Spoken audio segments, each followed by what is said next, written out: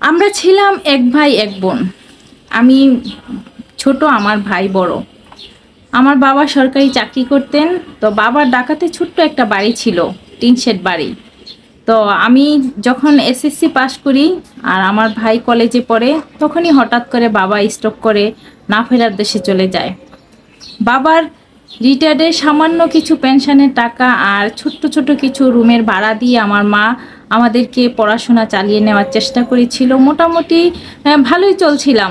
খুব যে কষ্টে ছিলাম আর খুব যে সচ্ছল ছিলাম তাও না, মোটামুটি আমাদের পড়াশোনা চলে যাচ্ছিল। আমার মা অনেক সুন্দর শিক্ষিত মহিলা ছিল। আমি মাশাল্লাহ দেখতে অনেক সুন্দরী ছিলাম। আমার মা কখনো চায়নি যে আমাকে এত কম বয়সে বিয়ে দিবে। হঠাৎ করে আমার মায়ের পরিচিত একজন আমার জন্য একটা বিয়ের প্রস্তাব নিয়ে আসে। ছেলে বড় বিজনেস করে, ছেলে ঢাকাতে 5 তলা বাড়ি আছে, ছেলে অনেক ভদ্র ভালো। এগুলো শুনে আমার মায়ের ইচ্ছে হলেও বিয়ে দিতে, কিন্তু তারপরেও ভাবছে যে এত ছোট বয়সে আমাকে বিয়ে দিবে। সবেমাত্র কলেজে ভর্তি হয়েছি। তারপরে ছেলের খুব আগ্রহ যে আমাকে বিয়ে করবি। তো ছেলের এত আগ্রহ দেখে আমার মা ছেলেকে ডেকে বলে দিল যে তুমি আমার মেয়েকে দেখে পছন্দ করেছো, কিন্তু আমার মেয়ে কখনো তোমার সন্তানের মা হতে পারবে না। আমার মেয়ের শারীরিক সমস্যা আছে, ডক্টর বলে দিয়েছে সে কখনোই মা হতে পারবে না। তো আমাকে আমার হাজবেন্ড সেটা আসলে আমলেই নেয়নি, সেটা মানতেই চাচ্ছিল না। সে ভাবছে হয়তো আমার মা এইভাবেই বলেছে, সে যেন আমাকে বিয়ে না করে। কিন্তু সে এগুলো আমলে না নিয়ে সে আমাকে বিয়ে করবে। যাই হোক, আমার মাকে পটিয়ে পাটিয়ে আমার হাজবেন্ড রাজি করেছে। অনেক বড় ধুমধাম করে চাইনিজ রেস্টুরেন্টে তার ফ্যামিলি পারিবারিকভাবে অনুষ্ঠান করে আমাদের বিয়ে হয়। আমার হাজবেন্ডও মোটামুটি 4 ভাই ছিল, তার বাবা মা ছিল, কিন্তু তার ঘরে ছিল তার সৎ মা। তার আপন মা ছিল না, তার বাবা মা ছিল গ্রামে থাকতো। আর সে ঢাকাতে বাড়ি করেছে, সে ঢাকাতে থাকতো। আমার হাজবেন্ডের যে বিজনেস ছিল সেটা আমার হাজবেন্ডের কোনো বাবার বিজনেসও না, ভাইয়ের বিজনেসও না। সে নিজেই বিজনেসটা দাঁড়ি করিয়েছে। সে 5 তলা নিজেই বাড়ি করেছে। সেটা ছিল তার একটা লটারি থেকে বিশাল অ্যামাউন্টের একটা টাকা পেয়েছিল। সেই লটারির টাকা দিয়ে সে একটা জায়গা কিনেছিল, ঢাকাতে 3 কাঠা জায়গা কিনেছে। সেখানে সে 5 তলা ফাউন্ডেশন নিয়ে বাড়ি তৈরি করেছে এবং শিপিং ব্যবসা করত। যাই হোক, আমার যখন বিয়ে হয় অনেক ধুমধাম করে আমাকে বিয়ে করে। বিয়ের পরে সে আমাকে অনেক জায়গায় ঘুরতে নিয়েছে, অনেক বড় বড় 5 স্টার হোটেলে আমাকে নিয়ে থেকেছে, খেয়েছে। আমার কোনো কিছু অপূর্ণতা রাখেনি এবং আমাকে প্রায় 15-20 ভরি গোল্ড সে দিয়েছে। আমার মাও দিয়েছে, সেও দিয়েছে। যাই হোক, আমাকে বিয়ে করে সে যথেষ্ট ভালোবাসা দিয়েছে, আদর দিয়েছে। কিন্তু সে যখন বিয়ের পরে তার বিজনেসে সে অত একটা সময় দিতে পারেনি। বিয়ের পরে তার বিজনেসটা অনেকভাবেই লসের দিকে যাচ্ছিল। সে তারপরে তার বিজনেসটা ক্লোজ করে দেয়। বিজনেস ক্লোজ করে আমাদের যখন বিয়ে হয় তার বাড়িটা সবেমাত্র 2 তলা হয়েছিল। 5 তলার ফাউন্ডেশন নিলেও 5 তলা কমপ্লিট হয়নি। ছাদ ঢালাই দিয়ে রেখেছিল, কিন্তু রুম করা হয়নি। আমার বিয়ের পরে সে বাড়ির কাজ ধরেছে। সে দেখা গেছে যে বিজনেস ক্লোজ করে যেই টাকা পেয়েছিল সেই টাকা দিয়ে এবং কিছু টাকা লোন করেছিল, সেই টাকা দিয়ে 5 তলা বাড়ির রুমগুলো কমপ্লিট করেছে। রুম কমপ্লিট করে কিছু রুম ভাড়াও দিয়েছে। এর মধ্যেও তার অনেক টাকা লোন করতে হয়েছে। তার বাড়ির অনেক কিছু সরঞ্জাম এগুলোর জন্য তার মোটামুটি লোন করতে হয়েছে। তো আমার যেহেতু আমার মা বিয়ের সময় বলে দিয়েছে আমি কখনো সন্তানের মা হতে পারবো না, তো আমি বিয়ের পরে আমার পড়াশোনা কন্টিনিউ করছিলাম। আমি ইন্টার পড়ছিলাম। তো আমার ইন্টার পরীক্ষা দেওয়ার পরে হঠাৎ করে আমি বুঝতে পারলাম যে আমি কনসেপ্ট করেছি। আমি ছিলাম আমার মায়ের বাসায়। সাথে সাথে এই আনন্দের খবরটা আমি আমার হাজব্যান্ডকে ফোন করে বলি। আমার হাজব্যান্ড জানতে পেরে সে গাড়ি ভর্তি করে যত রকমের ফল ছিল, যত রকমের মাংস মাছ পছন্দের আমার খাবার ছিল, সে আমাদের বাসায় এসে হাজির। কেন যেন আমি কনসেপ্ট করেছি মা হব, সেই কথাটা শুনে আমার মা খুশি হতে পারেনি। আমার মার কোথাও কোনো আনন্দের ছোঁয়া দেখতে পারিনি। কিন্তু আমার হাজব্যান্ড মহা খুশি হয়েছে। সে যখন এত কিছু নিয়ে আমাদের বাসায় এসছে, আমার মা তাকে দেখে খুবই খারাপ ব্যবহার করেছে। কেন এত তাড়াতাড়ি বাচ্চা নিল, কেন এখন বাচ্চা নিয়েছে, তার বাড়ি কমপ্লিট হয়নি, তার হাতে টাকা নেই, সে বিজনেস ক্লোজ করে দিয়েছে। সেটা আমার মা মানতেই পারেনি কেন আমি বাচ্চা নিয়েছি। যাই হোক, আমার হাজব্যান্ড ছিল যথেষ্ট ভদ্রলোক, অনেক ভালো মানুষ ছিল, অনেক ঠান্ডা মানুষ ছিল। সে কখনো আমার মায়ের সামনে চোখ উঁচু করে সে কোনো কিছুই বলেনি। আমার মা যাই বলেছে সে শুনে নিচের দিকে মাথা দিয়ে সে আমাদের বাসা থেকে চলে গেছে। সে আমাদের বাসা থেকে চলে যাওয়ার পর প্রায় অনেক দিনই আমাদের বাসায় আসেনি, কিন্তু হঠাৎ করে একদিন আমি অনেক অসুস্থ হয়ে যাই। সঙ্গে সঙ্গে আমার মা হসপিটালে নিয়ে যায়। হসপিটালে গিয়ে জানতে পারলাম যে আমার বাচ্চাটা অ্যাবর্শন হয়ে গেছে। আমার হাজব্যান্ডের কাছে ফোন করে আমি হাউমাউ করে কান্না করে জানালাম। আমার হাজব্যান্ড শুনে যখন চরম রেগে গেল যে এটা তোমার মায়ের কাজ, তোমার মা আমার বাচ্চাটা নষ্ট করেছে। আমার হাজব্যান্ডের এ কথা শুনে আমি আসলে স্তব্ধ হয়ে গিয়েছি যে না, এটা আমার মা কিছুই করেনি, এমনিতেই আমার বাচ্চাটা অ্যাবর্শন হয়ে গিয়েছে। সেটা সে মানতেই রাজি না যে তোমার মা ইচ্ছা করে আমার বাচ্চাটা নষ্ট করেছে। তোমার মা সেদিন আমার সাথে যে খারাপ ব্যবহার করেছে আমি কিচ্ছু বলিনি। তোমাকে যদি আমি পালতে না পারি, আমার বাচ্চাকে যদি আমি যত্ন করতে না পারি, আমার বাচ্চার খরচ আমি বহন করতে না পারি, সেটা আমি দেখব। সেখানে তোমার মার কোনো রাইট ছিল না বলার। তোমার মা ইচ্ছাকৃতভাবে আমার বাচ্চাটা নষ্ট করেছে। আমার হাজবেন্ড অনেক কান্নাকাটি করেছে।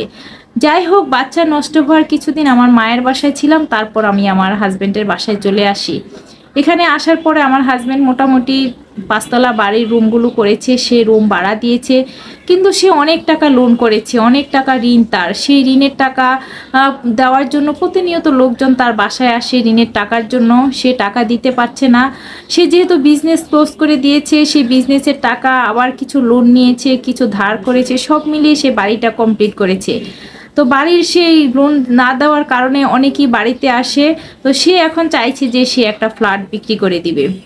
এর মধ্যে হঠাৎ করে আমি আবার কনসেপ্ট করেছি। ডক্টর বলেছে এবার আমাকে ফুল রেস্টে থাকতে হবে, অনেক কেয়ারফুল থাকতে হবে। এবার আমার হাজব্যান্ড কোনোভাবেই আমাকে আমার মায়ের বাসায় যেতে দিচ্ছে না। বলছে যে তুমি আমার বাসায় থাকবা, তুমি তোমার মায়ের বাসায় গেলে আবার আমার বাচ্চাটা নষ্ট করে ফেলবা। সে ফুল কেয়ারে অনেক যত্ন করে সে তার বাসায় আমাকে রেখেছে। আমি প্রায় 9 মাস বেড রেস্টে থেকে আমার সুন্দর একটা ফুটফুটে বাচ্চা হয়েছে। আমার হাজব্যান্ড মহা খুশি। তখনও তার আসলে টাকা পয়সা আর্থিক সেরকম একটা ভালো ছিল না। সে অনেক টাকা খরচ করে যেহেতু বাড়ি করে ফেলেছে, তার কোনো ইনকাম সোর্স ছিল না। তারপরও সে তার মেয়ে হয়েছে, সে অনেক আনন্দ ছিল। যেদিন আমার মেয়ে পৃথিবীতে আসে সেদিন আমার হাজব্যান্ড আমার দেওয়া একটা কথা সে রেখেছিল। আমি চেয়েছিলাম আমার বাচ্চা যেন স্বর্ণের চামচ মুখে দিয়ে প্রথমে সে কিছু স্বর্ণের চামচ মুখে দেয়। সেজন্য সে একটা রূপার বাটি আর একটা স্বর্ণের চামচ নিয়ে সে হসপিটালে আসে। খুব নামি দামি একটা হসপিটালে আমার বাচ্চা জন্ম হয়। সে বাচ্চা হওয়ার পরে কিছুদিন আমার মায়ের বাসায় ছিলাম। ওই যে আমার মার প্রতি একটা সম্মান নষ্ট হয়ে গেছে। কখনোই আমার হাজব্যান্ড আর আমার মায়ের সাথে সেরকমভাবে হাসি মুখে কথা বলে নাই, সেরকম ফ্রি ছিল না। একটু আমার মায়ের প্রতি ভিতরে তার রাগ ছিলই, কেন আমার মা তার সাথে এরকম ব্যবহার করেছে। তো যাই হোক, আমার মেয়ে হওয়ার পরে আমার হাজব্যান্ড মহা খুশি। সে যেখানে যা খরচ ছিল, যা কিছু প্রয়োজন ছিল, কোনো কিছুতেই সে ত্রুটি রাখে নাই। যদিও তার অনেক টাকা ঋণ ছিল, সে আর্থিকভাবে সমস্যায় ছিল, সেটা কখনোই আমাকে স্পর্শ করতে দেয়নি, আমাকে বুঝতে দেয়নি। আমার সব কিছুতে সে পরিপূর্ণ মিটিয়ে রাখতো, কোনো দিক থেকে আমার কোনো কষ্ট দিত না। তাই যাই হোক, আমার বাচ্চা হওয়ার পর আমি হাজব্যান্ডের সাথে হাজব্যান্ডের বাসায় আসি। বাসায় এসে আসলে আমার বাচ্চার খরচ, আমার খরচ মোটামুটি ভালো একটা অ্যামাউন্টে মাস শেষ খরচ হয়ে যায়। সে যে বাড়ি করেছে, বাড়ির ইলেকট্রিসিটির বিল আছে, পানি বিল আসছে, গ্যাস বিল আছে, সেই বিলগুলো দিয়ে বাড়ি ভাড়া থেকে খুব বেশি একটা টাকা থাকে না, সেটা দিয়ে আসলে চলা খুবই কষ্টকর হয়ে যায়। এবার চাইছে যে আমার হাজব্যান্ড যে সে একটা ফ্ল্যাট বিক্রি করে তার যে লোন আছে লোনের টাকা পরিশোধ করবে। সে অনেকভাবে চাইছিল একটা ফ্ল্যাট বিক্রি করতে, কিন্তু এটা শুনে আসলে আমার কাছে কখনোই ভালো লাগছিল না যে কেন তুমি একটা ফ্ল্যাট বিক্রি করবা। আর তখনকার যুগে আসলে ফ্ল্যাট বিক্রির এরকম একটা প্রচলন ছিল না, আর ফ্ল্যাট সেরকম একটা বেশি দামেও বিক্রি করা যাবে সেটাও ছিল না। আমি কোনোভাবেই রাজি হচ্ছিলাম না আমার হাজব্যান্ডকে ফ্ল্যাট বিক্রি করার জন্য, কিন্তু সে গোপনে অনেকভাবে চেষ্টা করছে সে ফ্ল্যাট বিক্রি করবে। যাই হোক, আমি আমার মায়ের বাসায় চলে যাই আর আমি পড়াশোনা কন্টিনিউ করি। পড়াশোনা করছিলাম, আমি ইন্টার পাস করেছি, এবার ডিগ্রিতে ভর্তি হয়েছি।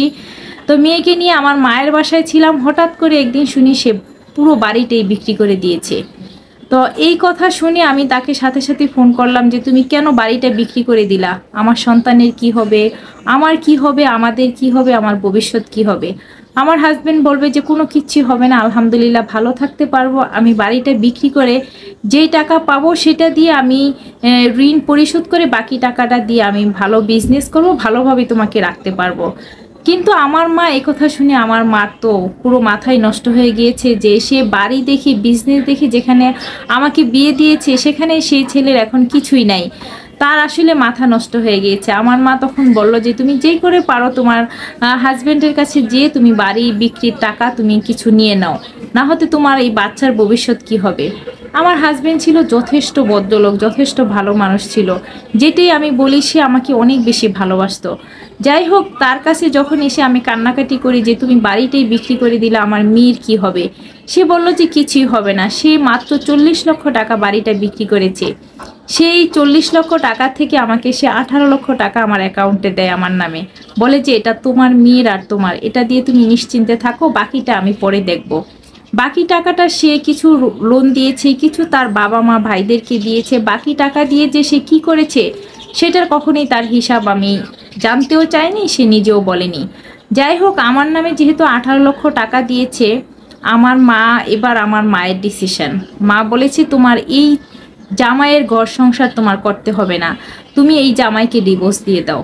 তোমার ভবিষ্যৎ অন্ধকার, তোমার সন্তানের ভবিষ্যৎ অন্ধকার, তোমার এই জামাই তোমাকে কখনোই ভালো রাখতে পারবে না।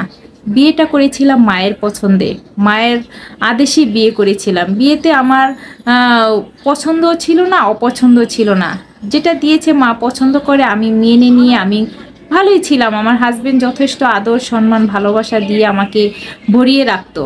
যাই হোক, মায়ের এই কথা শুনে আমি আসলে স্তব্ধ হয়ে যাই, কি করব, আমার সন্তানের কি হবে। মা এক পর্যায়ে মা বাধ্য হয়েছে আমাকে, আমার হাজবেন্ডকে ডিভোর্স দেওয়ার জন্য। আমি কিছুদিন পরে আমি ডিভোর্স লেটার পাঠিয়ে দিই। আমার হাজবেন্ডের হাতে যখন ডিভোর্স লেটার যায়, আমার হাজবেন্ড সঙ্গে সঙ্গে আমাকে ফোন করে, এটা তুমি কি করলে? তোমাকে আমি 18 লক্ষ টাকা দিয়েছি, এই নয় যে তুমি আমাকে ডিভোর্স দিয়ে দিবে। তোমাকে আমি বিশ্বাস করেই টাকাটা দিয়েছিলাম, তার মানে টাকাটা নিয়ে যে তুমি আমাকে ডিভোর্স দিয়ে দিবে এই চিন্তাও তো আমার মাথায় কখনো আসেনি। আমার মেয়েটা কি হবে, আমাদের কি হবে, কেন তুমি সংসারটা। আমার হাজবেন্ড অনেক বেশি আসলে আপসেট হয়ে পড়ে, অনেক বেশি কান্নাকাটি করে আমাকে জানতে চায়। আমি শুধু একটা কথাই বলি, আমার মায়ের পছন্দে বিয়ে করেছি, আমার মায়ের পছন্দে তোমাকে আমি ডিভোর্স দিয়ে দিয়েছি। কিন্তু সেটা আসলে আমি মুখ দিয়ে বলেছি, কিন্তু ভিতরটা আমার আসলে অনেক কষ্টই হচ্ছিল। একটা সম্পর্ক ছিন্ন করা আসলে এত সহজ নেই, সেটা সবাই জানেন। যাই হোক, আমার হাজবেন্ডকে ডিভোর্স দেওয়ার পরে আমার মায়ের বাসায় আমি ছিলাম। আমার হাজবেন্ড অনেকভাবে চেষ্টা করেছিল যে আমি যেন আবারও তার সংসারে ফিরে যাই, সেই রকম অনেক বছর আমার পিছনে লেগেছিল। বর্তমানে আমি সিঙ্গেল মাদার হিসেবে আছি। আমার হাজবেন্ডের সাথে অনেক আগে আমার ছাড়াছাড়ি হয়ে গিয়েছিল, কিন্তু আমার হাজবেন্ড অনেক বছরই আমার পিছনে লেগেছিল, কোনোভাবে আমার নাগাল পাচ্ছিল না। সে নিজে এখন হয়তো কোথাও সংসার করে আছে, কিন্তু আমি আমার মেয়েকে নিয়ে সিঙ্গেল মাদার হিসেবে জীবনযাপন করছি আমার মায়ের বাসায়। যেহেতু আমার বাবা ছিল না, আমার ভাই আছে, মা ভাইয়ের সাথে আমি আমার জীবনটা কাটিয়ে দিচ্ছি। তো আসলে এটা ছিল আমার খুব কাছের একজন পরিচিত মানুষের গল্প। আমি খুব কাছ থেকে তাদের জীবনের এই ঘটনাটা আমি দেখেছি, আমার কাছে খুব খারাপ লেগেছে। আমাদের সমাজে এমন অনেক মারা আছে, টাকা সম্পদ এগুলো নিয়ে আসলে বেশি ব্যস্ত হয়ে পড়ে, কিন্তু দিন শেষে তার মেয়ে যে একটা সুন্দর মনের মানুষের প্রয়োজন, ভালো কেয়ারিং ভালোবাসা, সত্যিকারের ভালোবাসার প্রয়োজন, সেটা তা আসলে তারা এটা মেনে নিতে পারে না, বুঝতে পারে না। যে সংসার করে সে বুঝে যে টাকার চাইতে সম্মান ভালোবাসা এই জিনিসটা সব চাইতে ঊর্ধ্বে। এটা থাকলে জীবনে আর কোনো কিছু প্রয়োজন হয় না। টাকা মানুষের জীবনে আসবে যাবে, এটাই স্বাভাবিক।